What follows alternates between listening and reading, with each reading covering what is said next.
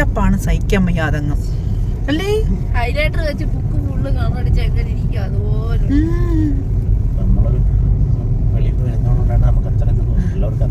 ആ അത് തന്നെ.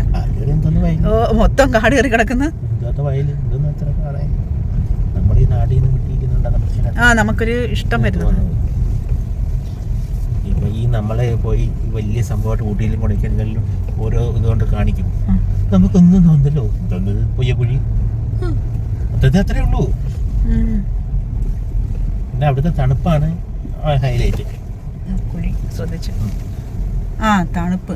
നെന്മേനി ദേശവിളക്ക് തനി ഗ്രാമം. നമ്മൾ വിചാരിക്കുന്ന കണക്കുള്ള വലിയ നമ്മള് അങ്ങനെയുള്ള വലിയ കെട്ടിടങ്ങളൊന്നും 10 ഗ്രാമങ്ങളിലെ കെട്ടിടങ്ങൾ കൊണ്ടുള്ളൊരു അഹന്ത കാണിപ്പില്ല. സാധാരണ നമ്മുടെ അവിടെയൊക്കെ എന്തുവാണ്, ഒരു ഇച്ചിരി പൈസ ആയ പിന്നെ 2 നില കെട്ടിടം അല്ലാതെ വേറെ ഒന്നും ഇല്ലല്ലോ അല്ലേ. പക്ഷെ ഇവിടെ ഉള്ള ഒരു സാമ്പത്തികം ഉള്ളവരാണെങ്കിലും ആ പഴയ കെട്ടിടങ്ങളൊക്കെ ഇതുകൊണ്ട് ആ വീട് നോക്കി അതൊരു വലിയ വീടാ കേട്ടോ.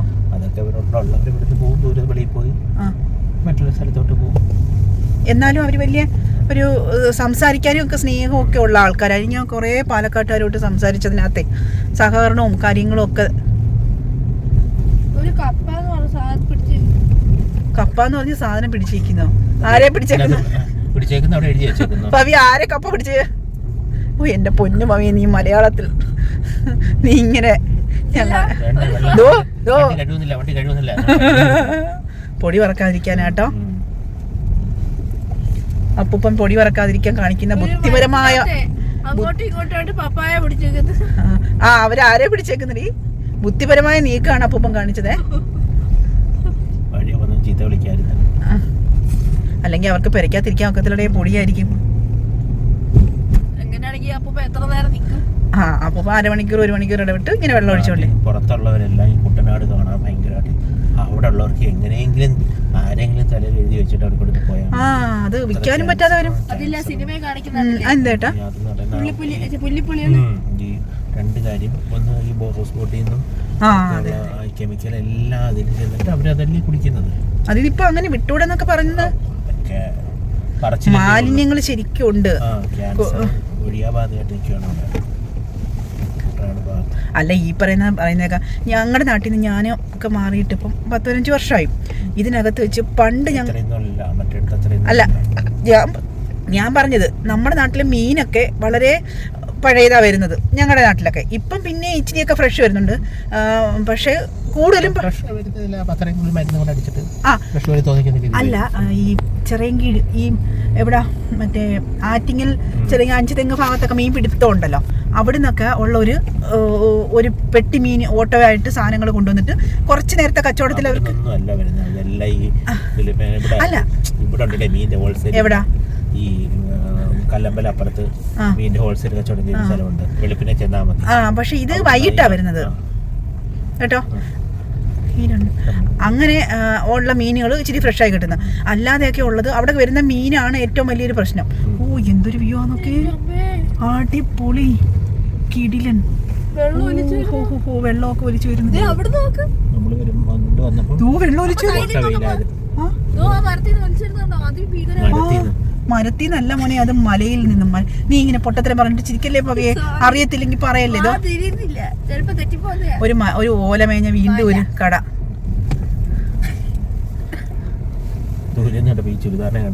നമ്മളില്ല അമ്പലത്തിൽ പോണ്ടായിരുന്നു കേട്ടാ. അതെവിടെ ഇന്ന് പോന്നോ? ഇന്നിനി എപ്പോഴാ നമ്മള് പോന്നെ?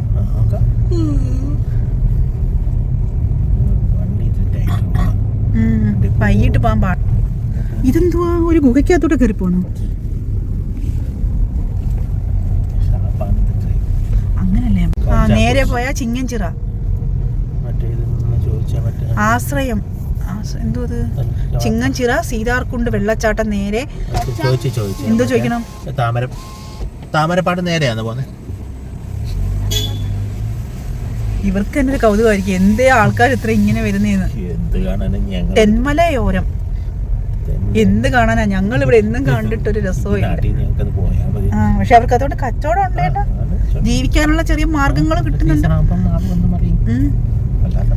ഇപ്പൊ തന്നെ ഈ മഴയും തണുപ്പും ഇപ്പൊ 2 ദിവസം ഉണ്ടല്ലോ ചൂടായത്. അതുകൊണ്ടല്ലേ ഈ പച്ചപ്പ് ഇത്രയും നിൽക്കുന്നത്.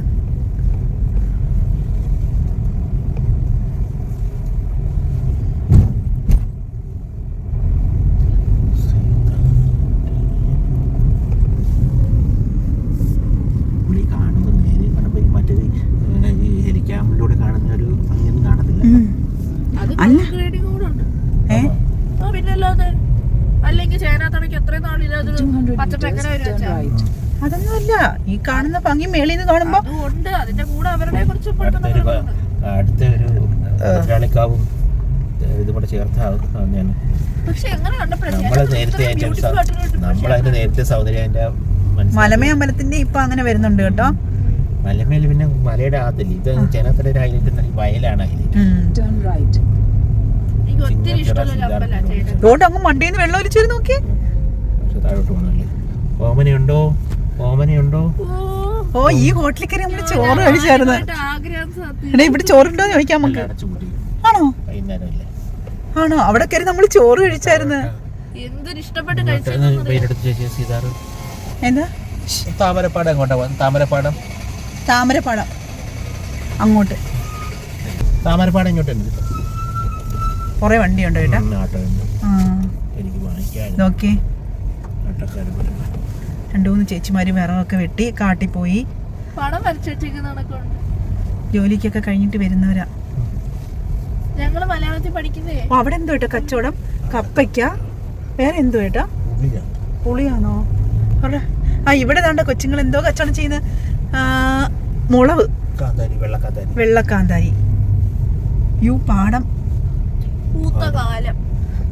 അല്ല, അവിടെ പാടം അങ്ങ് വിളഞ്ഞ്. അങ്ങോട്ട് നോക്കിയാണ് പാടം വിളഞ്ഞു. എന്തുവാ സീന്? ചുമ്മാ അല്ല.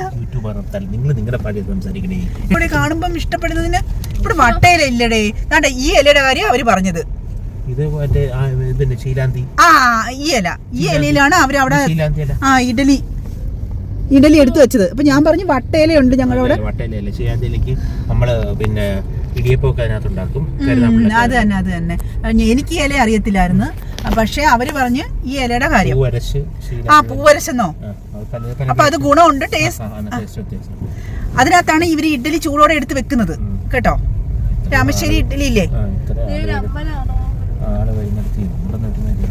ആ, റോഡ് പണിയുടെ ഭാഗമായിട്ടായിരിക്കും ഇങ്ങനെയൊക്കെ സൈഡൊക്കെ. പ്ലാസ്റ്റിക് മാലിന്യങ്ങൾ ഇല്ല, വലുതായിട്ടില്ല. അപ്പൊ ഇവിടെ ഇത്രയും ആള് വരുന്നുണ്ട്. അതാണ് എന്തോ ഭംഗി. നമ്മുടെ ക്യാമറയ്ക്കൊന്നും അത്ര ഇതില്ല അതുകൊണ്ടുണ്ടല്ലോ. ഞങ്ങളുടെ കണ്ണുകളായ ക്യാമറ കൊണ്ട് ആസ്വദിക്കാം. അത് കണ്ണുകൊണ്ട് ആസ്വദിക്കാൻ പറ്റിയതാണ്. കണ്ണിന്റെ ആസ്വാദനം കുഴിയാണ് കേട്ടോ, നല്ല കുഴി. ബുർജ് ഖലീഫ അതും ഇതൊക്കെ കാണുന്നതിന് മുന്നേ ഒരിക്കലെങ്കിലും ഇത് വന്ന് കാണണം. ഇതിനിടയിൽ ഒരു കിണർ. ഇത് കാണുന്നതിന് ഇതും ബുർജ് ഖലീഫ കാണുന്ന ബുർജ് ഖലീഫ അതൊക്കെ രണ്ട് മലയാളികളുടെ കാര്യമാണ് പറഞ്ഞത്. നോക്കാം, മലയുടെ മണ്ടയിൽ നിന്ന് വെള്ളം ഇറങ്ങി വരുന്നത് നോക്കിയേ. ഇപ്പോഴും ഒലിപ്പുണ്ട്. എന്തുവാണ് അടങ്കൽ തുക? അതെന്തെങ്കിലും ആയിക്കോട്ടെ, എനിക്ക് വിശദീകരിക്കാനൊന്നും വയ്യ. എല്ലാം പറഞ്ഞുതരാന്ന് ഒക്കത്തില്ല. ആള് ശരിക്കും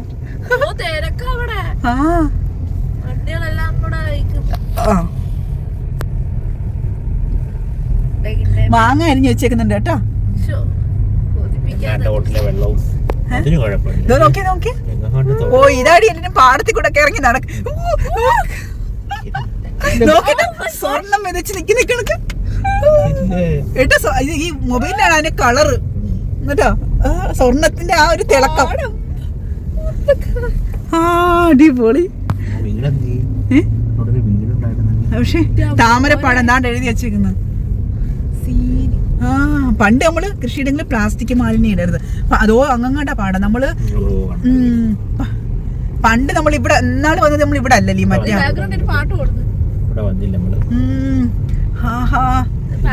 അവിടെ എന്തൊക്കെ ചെയ്ത് വെച്ചേക്കുന്നത്? ഫോട്ടോ എടുക്കാനുള്ള സൗകര്യം ആണോ? ഇഷ്ടംപോലെ ടൂറിസ്റ്റ് വണ്ടികളും എന്തോ തിരക്ക്.